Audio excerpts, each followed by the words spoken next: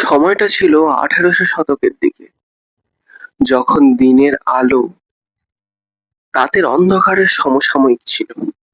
অর্থাৎ দিনের আলোতেও অন্ধকার নেমে আসতো। স্বামীর মৃত্যুর পর স্ত্রীকে পুড়িয়ে মারা হতো জ্বলন্ত চিতায়। হ্যাঁ, আমি ঠিক সেই সমস্ত সভ্যতার মাঝে অসভ্যতার ঘটনাগুলোর কথাই বলছি। তৎকালীন সময়ে এই সমস্ত ভণ্ডামিযুক্ত পণ্ডিতরাই এই কাজগুলোই করে থাকতো। তারা এও বলে থাকতো যে সতী হলো অতি পবিত্র। স্বামীর সাথে নিজেই যদি চিতায় উঠে আত্মাহুতি দেয়, তাহলে ঈশ্বর নাকি আশীর্বাদ করবে।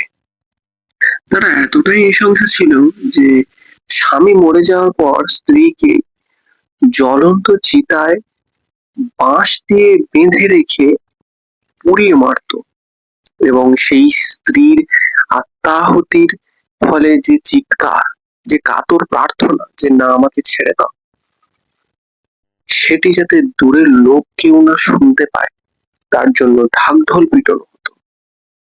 ঠিক এমনই ভাবে 1811 সালে রাজা রামমোহন রায়ের ভাতৃবধূ, তাকেও সতীদাহ প্রথার শিকার হতে হয়েছিল।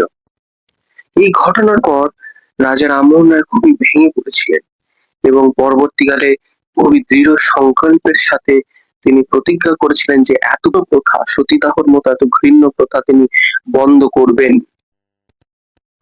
তিনি প্রচুর শাস্ত্র ঘেঁটে প্রমাণও করে দিয়েছিলেন যে সতীদাহ প্রথা কোনো ধর্মের অংশ নয়, এটি ধর্মের নামে একটি ভণ্ডামি মাত্র।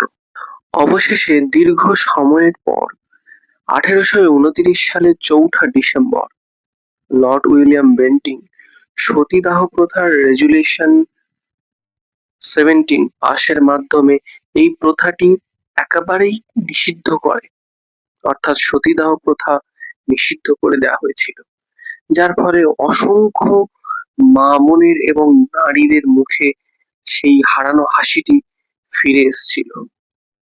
আচ্ছা, সতীদাহ প্রথা তো বন্ধ করা হয়েছে, তাই বলে কি নারীরা এবং আমাদের মা বোনেরা কি আজও সুরক্ষিত? এক কথায় বলতে গেলে না। আজও সতীদাহ প্রথা বন্ধ হওয়ার পরেও নারী নির্যাতন সম্পূর্ণভাবে বদলায়নি।